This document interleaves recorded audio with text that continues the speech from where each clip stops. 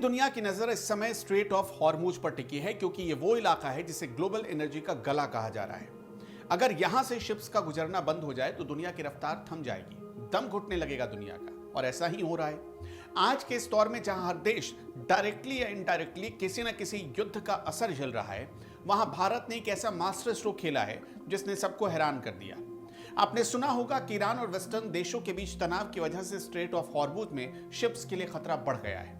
लेकिन इसी खतरे के बीच भारत ने एक ऐसा रास्ता ढूंढ निकाला जो हमारी एनर्जी सिक्योरिटी को अगले 1 साल तक या जब तक युद्ध चले तब तक भी सुरक्षित रख सकता है। चाहे युद्ध कितना भी लंबा क्यों ना चले, भारत ने अपनी तैयारी पूरी कर ली है। आज हम इसी नए शिपिंग रूट के बारे में आपको डिटेल में बताएंगे और समझेंगे कि क्या यह रास्ता पुराने रास्ते से महंगा है या सस्ता है, भारत को इसमें क्या फायदा है। सबसे पहले हमें यह समझना जरूरी है कि स्ट्रेट ऑफ हॉर्मुज आखिर इतना जरूरी क्यों है। आपने बहुत सारे वीडियो देखे होंगे, हम इसलिए बहुत संक्षेप में आपको समझाते हैं। यह एक छोटा सा समुद्री रास्ता है जो फारस की खाड़ी को ओमान की खाड़ी और अरब सागर से जोड़ता है। दुनिया का लगभग 20% कच्चा तेल और भारी मात्रा में एलपीजी और एलएनजी इसी रास्ते से होकर गुजरता है। अगर आप मैप को देखें तो एक तरफ ईरान का विशाल बॉर्डर है और दूसरी तरफ ओमान और यूएई की जमीन है। यहाँ एक छोटा सा टापू है जिसे होर्मुज आइलैंड कहा जाता है। इसी के नाम पर समुद्री रास्ते का नाम पड़ा। नॉर्मली दुनिया के शिप्स इस स्टेट के बीचों बीच से गुजरते थे क्योंकि वो इंटरनेशनल वाटर माना जाता था जहां किसी एक देश का कब्जा नहीं होता। लेकिन अब ईरान ने यहां अपने नियम थोपने शुरू कर दिए। हालांकि स्ट्रेट ऑफ हॉर्मुज से गुजरने के लिए ईरान ने भारी भरकम शर्त रख दी है। ईरान ने साफ कह दिया कि अगर किसी शिप को यहां से गुजरना है तो उसे ईरान के करीब आने वाले रास्तों का इस्तेमाल करना होगा। इसके पीछे उसकी बहुत बड़ी चाल है। ईरान चाहता है कि शिप्स उसके हॉर्मुज और लराक आइलैंड के पास से होकर गुजरे ताकि वो उन पर नजर रख सके और जरूरत पड़ने पर टोल या टैक्स भी वसूल सके। ईरान ने यहां अपना एक बड़ा नेवल बेस भी तैयार कर रखा है जिसे आईआरजीसी कंट्रोल करती है। जो शिप्स ईरान की बात नहीं मानते उन पर या तो मिसाइल अटैक होता है या फिर कब्जे का खतरा बना हुआ है। खासकर अमेरिका और इजराइल से जुड़े शिप्स के लिए यह रास्ता मौत के कुएं जैसा बन गया है।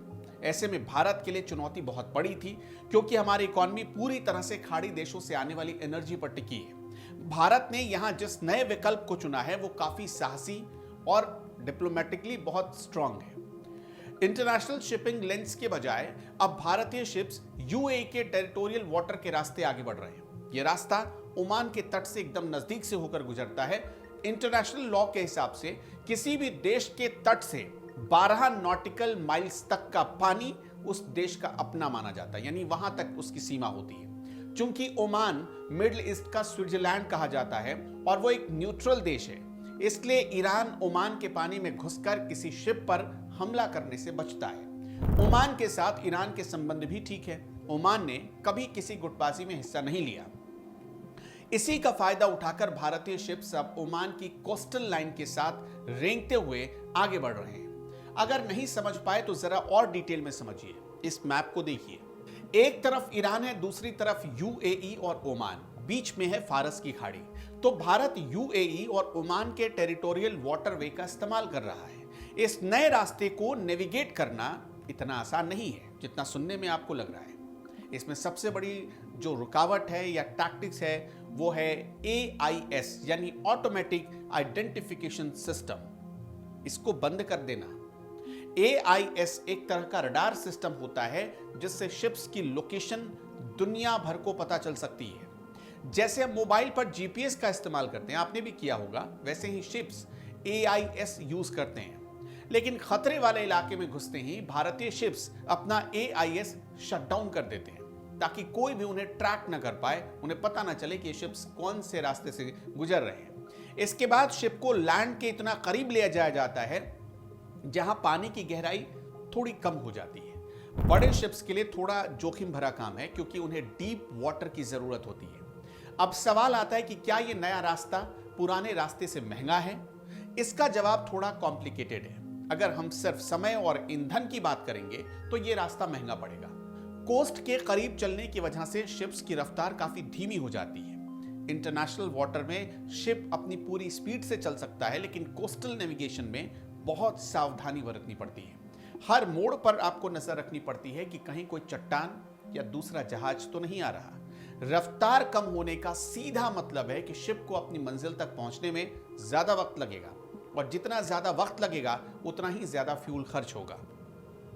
लेकिन यहां एक और बड़ा फैक्टर है जिसे इंश्योरेंस कहा जाता है।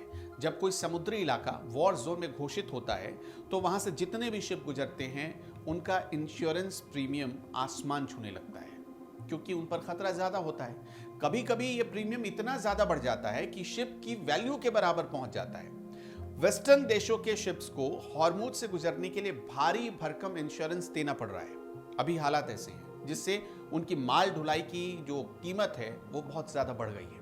लेकिन भारत के मामले में चूंकि ईरान ने बड़ी मदद की है, ईरान ने एक बड़ा एक्सेप्शन दिया है, ईरान ने भारत को एक फ्रेंडली कंट्री घोषित किया है और खुलेआम कहा है कि भारतीय शिप्स को डरने की जरूरत नहीं है।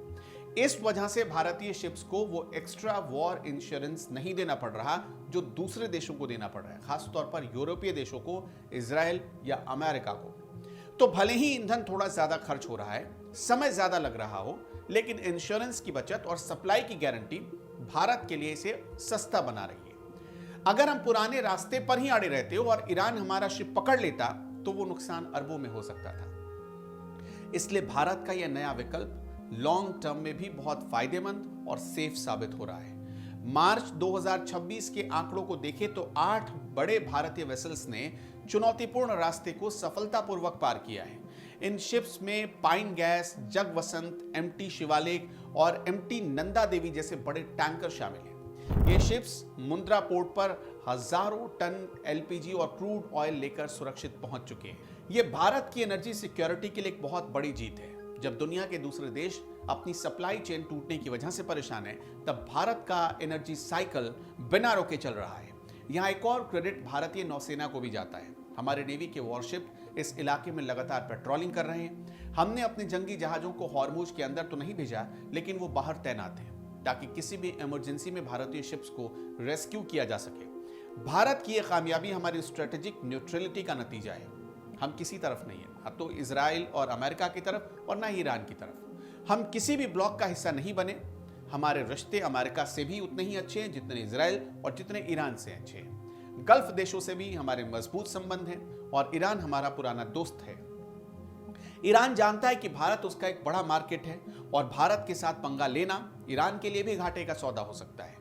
इसलिए मल्टी अलाइनमेंट की वजह से ईरान की एम्बेसी ने भी ट्वीट करके भारत को यह भरोसा दिलाया था कि उन्हें चिंता करने की आवश्यकता नहीं है।